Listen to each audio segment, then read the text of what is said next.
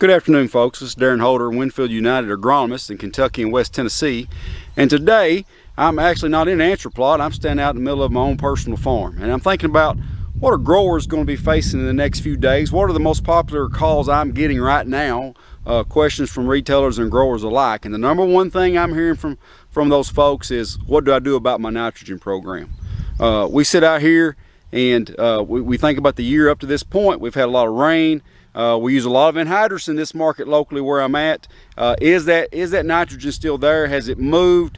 When should I start thinking about side dressing? What should I side dress with? And then also, should I protect that investment? And so we're going to look at several things today.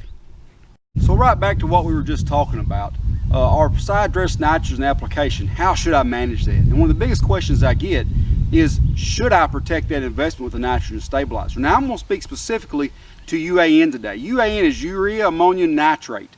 Now the nitrate part of that is already leachable. It's already NO3 minus, which means it cannot bind to the soil particles. It will readily move in the profile.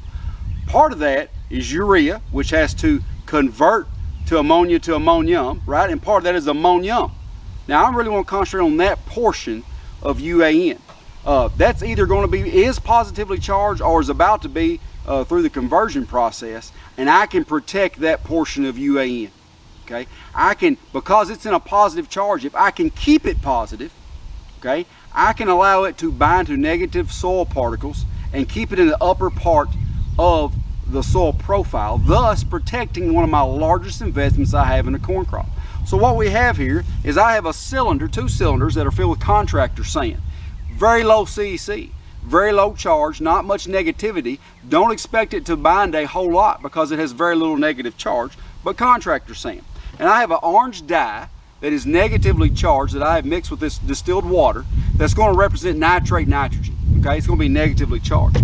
My other vial is a blue positively charged dye that I have mixed with distilled water, and I'm going to pour it into my cylinder representing my soil column, representing my soil profile, and we'll see which one has the ability to hold in the upper part versus the other one.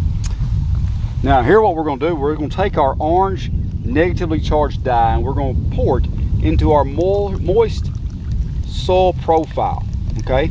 And we're going to let that move. You'll notice I've already charged this with water, so it's got water in the system, and it's automatically going to start dripping out the bottom when I add more. Very similar to the situation we've had so far this year in Kentucky and Tennessee, and most of Kentucky and Tennessee.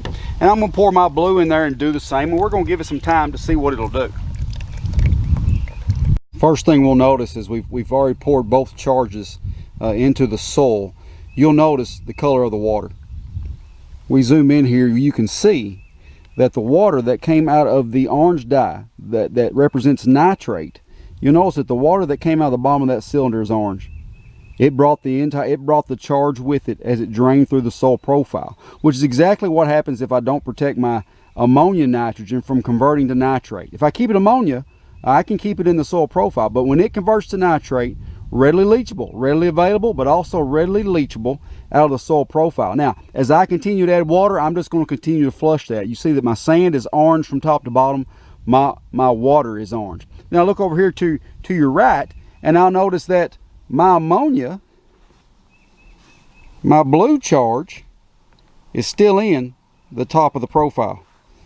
You'll see that my ammonia is still there. That positively charged blue dye stuck in the top 2 or 3 inches of that soil profile, and that the water coming out of the bottom of it is clear. The soil, even though this is contractor sand, had a very small net negative charge. It was able to hold that positive ammonium in the top of the profile, thus protecting your investment when you knife in UAN in the ground.